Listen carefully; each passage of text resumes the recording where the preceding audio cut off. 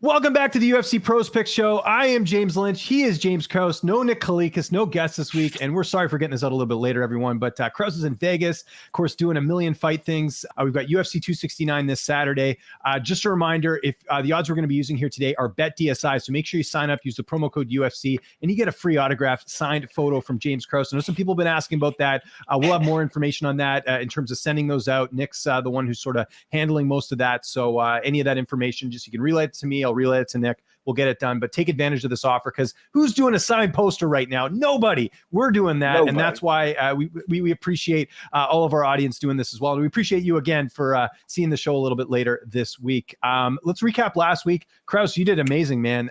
Manuel Cape came through for flying colors, got it done in that one. I hit Jose Aldo last week, which was great. Everyone was on Aldo last week, so that was a good week for everything there. I think the only thing that didn't hit was the Fiziev and Riddell decision, which is what I had. You had the over, so I think you still hit that. I was 8 seconds from it. Were you 8 seconds? Okay, I wasn't sure with that, but yeah, it was. I mean, look, Rafael Fiziev throwing a rabbit out of his hat with that spinning kick. So again, we want to talk about all our bets. This is complete bullshit. This is complete bullshit because two of my biggest plays this year I've missed have been over-unders. The first one was I think it was 7 seconds away on Barnett versus Volante, spinning back wheel kick. And then Fiziev versus Riddell, I was 8 seconds away, I think, spinning back heel kick again. So it's been spinning back heel kick has not been a good move for me this year. Yeah, and then we had that too with the Chito Vera and Edgar fight, right, where Chito Vera knocked Edgar out, as well. So it happens. Fighting is, it's tough to pick all the fights. But anyways, let's get into the title fight main event Saturday, UFC 269 T-Mobile Arena. Dustin Poirier taking on Charles Oliveira. It is the challenger. Dustin Poirier is the favorite right now at Bet DSI. He is currently minus 161. The comeback on Charles Oliveira plus 137. Before we give our picks, let's listen to the pros, some other fighters, I should say, because Krause, you're a pro, to give their picks, and then we'll give our thoughts on that after. Yeah, I would lean towards Poirier for that fight. Like it's still early days, but I would lean towards Poirier. Just like strong wrestling, strong striking, strong submission defense. And just the momentum he's riding at the moment, he'd just be a hard guy to beat. Poirier, I think. I got Poirier in that one. He's just like so experienced. He's been in like a number of enormous fights now. I got Poirier. I think Poirier will land a big shot and put him to sleep, to be honest.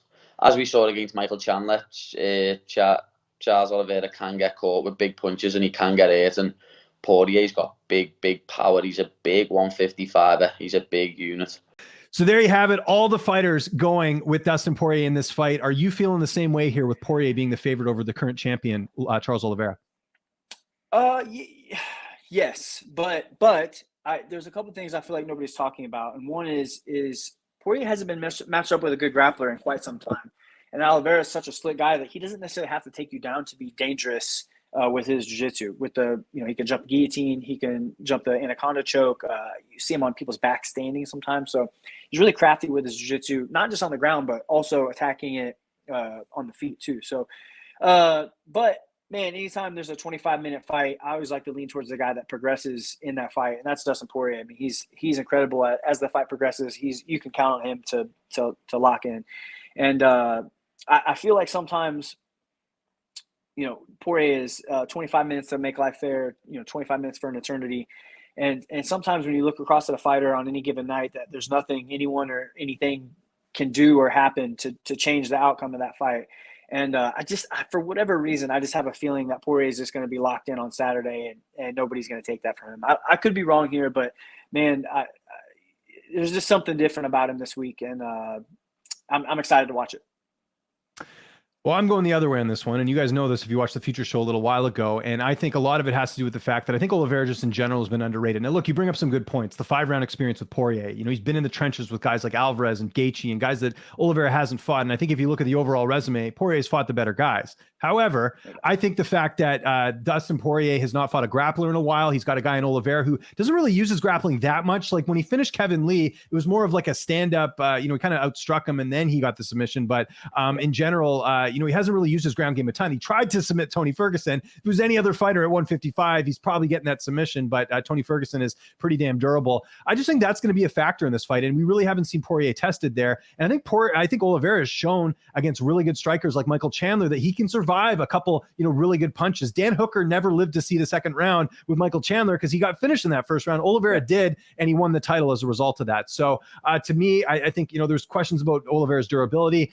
You referenced that fight, or there's that fight, a couple of years ago against Max Holloway where it was a quick finish there and a bit of an injury. I don't think that's the case anymore with Oliveira. The winning streak he's been on, he's shown that he's durable. He's shown that he can put guys away very quickly as well too. So I just think, I don't know. I've just been on Charles Oliveira for so long. Even in this fight, I just don't see him losing. I think that he's going to be able to really prove a lot of doubters wrong. And I get it. Like, Poirier should be the favorite. I mean, if you're looking at this optically, right, like, he's had some good wins. He beat Conor McGregor twice. That's why he's the favorite here. If he beat Dan Hooker twice or someone else, no offense to those guys, but they don't carry the same notoriety that a Conor McGregor does. So there's almost this idea that Poirier is almost unbeatable because of what he did to McGregor. But you can't do that against Charles Oliveira. He might be one of the most underrated fighters on the roster. So I'm going Oliveira at the dog money. I mean, again, you get a champion at dog money. Very rarely happens. I'm taking him here to get it done. Let's get to the co-main event. Amanda Nunes, at the time we're doing this, is minus 1,000 against Julianna Pena, the comeback plus 600. I mean, you've obviously worked with Megan Anderson when she fought Nunes earlier this year, so you have some good insight. What's your take on this fight? I guess I should just say, how do you think this fight's ending? Because I don't think you're picking Pena here. No, I mean, Amanda's the greatest for a reason. She's incredible, and she doesn't make a lot of mistakes.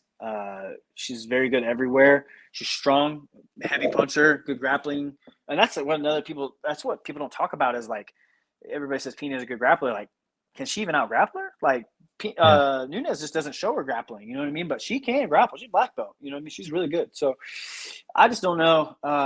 As far as from a betting standpoint, the value is going to be in picking the round. 100%. Maybe 2 is where I'm leaning. Maybe 3, but it's any type of value. I don't know. I don't see it going the distance. But yeah, it's hard to bet against Amanda Nunes at this point. If you're looking for value here, and again, no surprise, I'm also going with Nunes in this fight. I would think you take Nunes inside the distance, and then you parlay that with something else on the card, just so you're getting a little bit better value. But even then, I mean, who knows? Nunes went the distance with GDR. Look, if this was any other division, Julianna Pena is probably not getting this title shot. She's 2 fights removed from getting finished by GDR. The last fight against Sarah McMahon, she submitted her. How many girls have submitted Sarah McMahon? Marion Renault, Ketlin Vieira, the list goes on. There's a weakness with McMahon there, and Pena was able to take advantage of it. But I think in most cases, it's just due to lack of challengers that she's getting the shot. But all the credit to her. I mean, look, she's been in the UFC for a while, an Ultimate Fighter winner. She's obviously paid her dues, so to speak, to get a title shot like this. I think the only factor in this fight, really, and this is nothing against Pena, is being a mother going to impact Nunes in terms of sleep schedule and stuff. That's one thing. Maybe that could be a factor. The other thing is she got COVID. Maybe she's going to have lingering effects of that. Again, these are all guesses. Maybe that's something. And the third thing is, this is her first fight at 135 since December of last year. So we know she has a tough cut to 135. Keep an eye on the weigh-ins. I doubt she misses weight or anything like that, but that's just one little small thing that maybe you take into this fight if you're looking at any sort of edges or whatever. But to me, it's which round does Nunes finish this in? I'd go first or second. I would play both of those. I think it's entirely possible Nunes makes this a short night and does what she does and just continues to be dominant. So any other thoughts on this fight, or shall we move on? No, let's go to the next. We're good. Okay, actually, we do got to hear from the fighters first to get their picks. Not surprising, some of the picks here, but here are some fighters giving their thoughts on the fight as well. I mean, it's an interesting fight. It's an interesting matchup. You always want to see what, if someone's going to bring that skill set that, or if Amanda's going to make a mistake, and someone can capitalize on it. But yeah, I wouldn't bet against Amanda in that one, but I still, I'll still be enthusiastically watching, so it's definitely a fun fight. Nunes for sure. Amanda Nunes for sure on that one. I feel like Julianna did a really good job, calling her out and wanting this fight. There's not very many people to fight Amanda Nunes right now, but I just think she's on a different level, and I think she's going to be a little too much for Julianna. All right, let's get to our prop bet of the week. I'm going to go first because I'm being rude and interrupting you, and so I will go first. And my prop bet of the week right now is Pedro Munoz by decision is plus 180. Pedro Munoz has not finished an opponent since Cody Garbrandt. We know the chin issues that Garbrandt has. Dominic Cruz, very tough to finish. I know Cejudo finished him, but I think in general, Cruz typically does go the distance in his fights. I'm on the Munoz side of that fight. We have this whole issue now with Cruz and Daniel Cormier, which to be honest has got to be a bit of a distraction for Cruz, just a little bit. I like Munoz even before that. The level of activity, I think he's an underrated bantamweight. He's got good striking, good ground game. I could see Munoz going out there and taking care of business against Cruz at plus 180. So your thoughts on that prop bet, and what's your prop bet of the week? I really like that, actually. It's one of my better plays is that fight to go the distance. I didn't pick a winner, but man, Munoz at plus 180 by decision is a solid bet. And if he does win, whoever wins here, I don't see them finishing the other. When's the last time Cruz finished somebody? Takeya Mizugaki in his huge layoff, and then he came back with it. If you remember Mizugaki? Yeah, and Mizugaki, I think, had a fight or two after and then was cut, right? So they can't really put too much stock into that finish. So you bring up a good point. 178, maybe even before that. Yeah, I think so. I fought on that card. Oh, well, there you go. Yeah, so I'll go. There's quite a few props that I like on this card, but the Eric Anders Nunes fight to go over 1.5 rounds. I like that one a lot. I think that's sitting at like minus 145 or something, close to that. But I like that. I like that a lot. Anders typically isn't in a hurry to get started. I think both these guys are durable, and Nunes is going to try to grapple a little bit. And they're basically counting on somebody in Eric Anders that's really difficult to finish.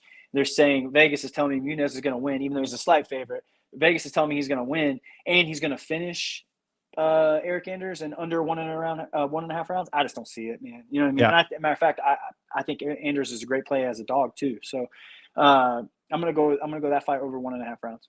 Yeah, great play. And you bring up a good point. Anders, very tough to finish. Typically does go the distance in a lot of his fights, even though he's got great striking and obviously is, shown to push the pace a little bit, but I love that play as well too. So there you go. Those are our prop bets of the week. Okay, let's get to our bet of the week. And I'm going to be a gentleman this time and let you go first. What is your bet of the week on this card, UFC 269?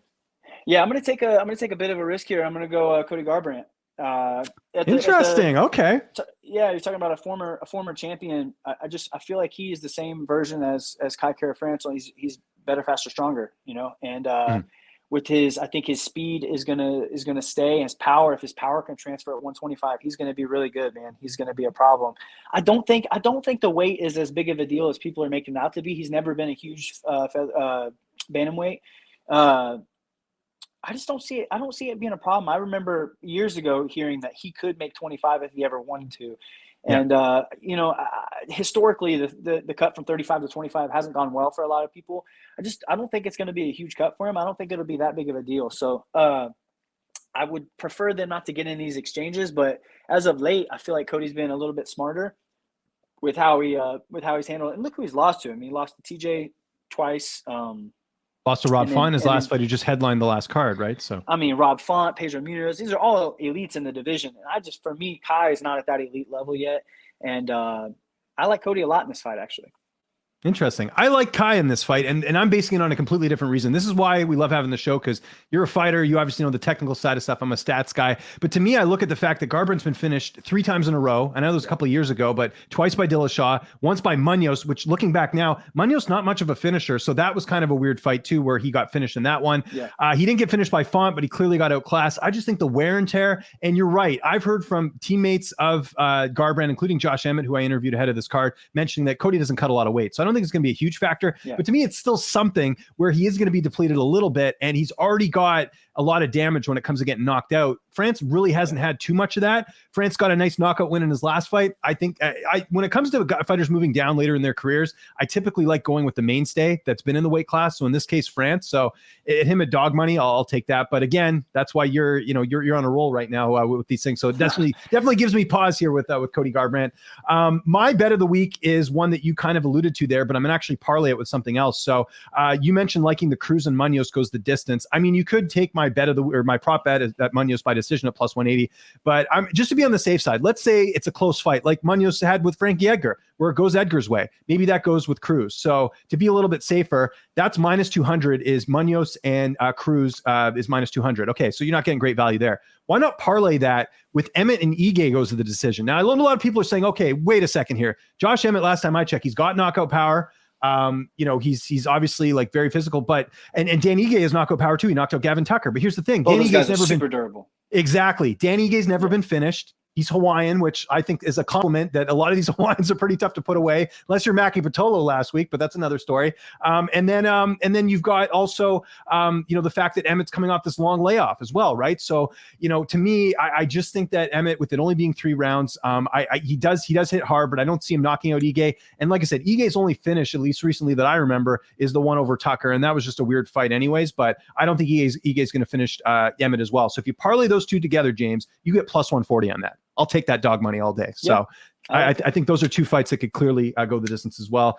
Before we wrap things up, I did want to quickly mention just one more play. Last week we were on, I think both of us were on Jamal Hill, or at least I was. He ended up cashing. I wasn't. Oh, you weren't? Okay, so I was on that, and he proved me right. I'll tell you another dog I like this week as well, and this isn't going to be an official play, but like to recommend, but I just thought I'd mention it. I like Aaron Blanchfield as plus money against Miranda Maverick. Same. Now, I know Maverick is, obviously tremendous talent and has done quite well in the octagon as well. I personally thought she beat Macy Barber in her last fight, but Aaron Blanchfield's one of these girls that just has like an it factor to her. And even before she got in the UFC, she was fighting really solid opposition. She has the one loss to Tracy Cortez. That's a fight a lot of people felt like she should have won. And here's the thing I think people forget. Aaron Blanchfield has her black belt. She's got a jiu-jitsu black belt at 21. You just don't hear that happen too often.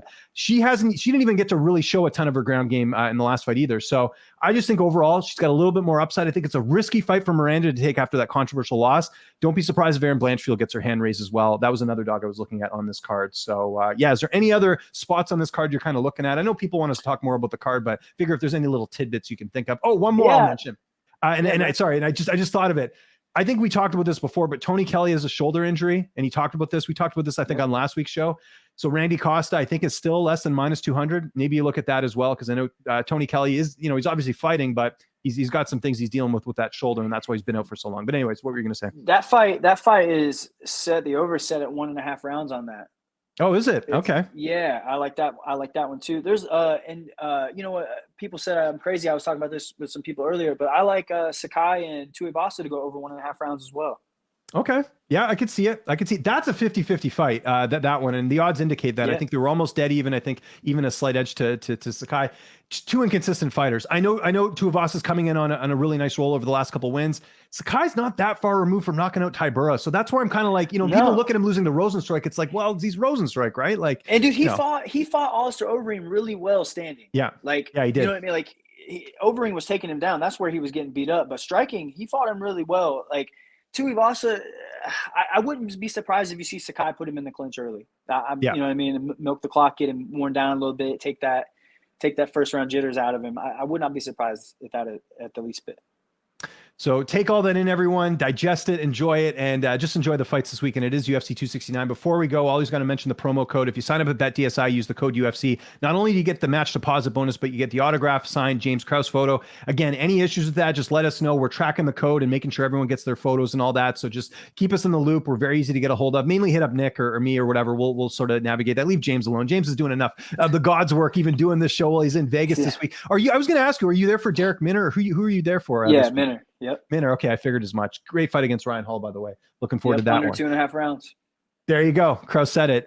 Make sure you guys hit the like button on this video, hit the subscribe button. As we leave the show like we normally do, going to get a couple more picks on that main event. Hope you guys enjoy the card this weekend, and we'll be back for our last card of the year, UFC Vegas 45 next week. Thank you so much for tuning in, and we'll see you next week. Man. I can't go against Dustin. It's just he's a totally different fighter, man. It'd be a mistake for anybody to go back and look at any of his previous losses. I mean, he's a totally different guy. He's addressed all the things from a technical aspect to his game to improve, as well as the mental aspect. So I think that Dustin Poirier is the best we've ever seen him. And Charles Oliveira is going to be the most dangerous guy he's fought in years. But I just think that Dustin mentally, I think it's all going to boil down to mentality. And I think between the ears, he's stronger than he's ever been.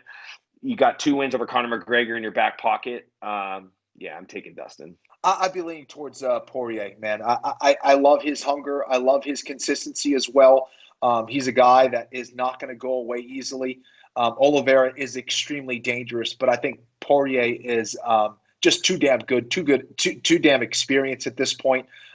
He's going to be the bigger man heading into that fight against Oliveira. I like Poirier. I'm going to go with my man Poirier. I like Poirier. I like Alex Oliveira as well. Oliveira is awesome. He's very long. He can put you out too. I mean, he subbed him, but he rocked Chandler. He rocked Chandler. So thanks, Blake, for that. Appreciate it.